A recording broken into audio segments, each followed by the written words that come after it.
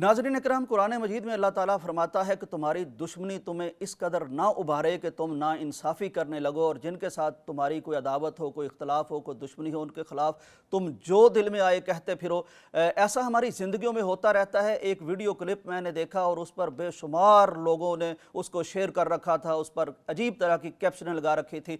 ये क्लिप कौन सा था? ये क्लिप सऊदी अरब के मुतल्लक था। इस क्लिप में बैतुल्लाह दिखाया गया था, उसमें तवाफ़ का मंजर दिखाया गया था और इल्ज़ाम ये लगाया था कि देखें जी, अब तो बैतुल्लाह में ये भी इजाज़त मिल गई है कि ख़वातीन, जवान औरतें, वो भी मर्दों की तरह एहराम पहन के, कंधा नंगा करके और अपनी बॉडी काफ़ी ज़्यादा नंगी करके वो भी मर्दों के अंदर वहाँ तवाफ़ कर रही हैं। हालांकि औरतों का एहराम वही होता है जो उन्होंने पहन रखा होता है, उनका लिबास ही उनका एहराम होता है। मर्दों की तरह वो ना सफ़ेद चादरें पहनती हैं, ना कंधा नंगा करती हैं। तो ये कहा गया कि देखें जी, इंडिया तक में बात की गई, पाकिस्तान में बात की गई, मुख्तलिफ जो मुखालिफिन होते हैं उन्होंने बातें की कि सऊदी अरब यहाँ तक पहुँच गया है, अब ये यहाँ खुदा न खास्ता कोई नंगा तवाफ़ भी शुरू करा देगा। ये सारा कुछ गलत है, फेक है। ये ख्वाजा सरा लोग हैं। ख्वाजा सरा लोगों को भी हक है कि वो भी अल्लाह के घर में चले जाएं, वो भी अल्लाह उनको भी बुलाता है, अल्लाह की वो भी मखलूक है। ज़रूरी नहीं है कि हम मर्द हों या हम औरतें हों तो हमें ही अल्लाह प्यारा लगता है और हमें ही अल्लाह से प्यार है और अल्लाह को भी हमसे ही प्यार है।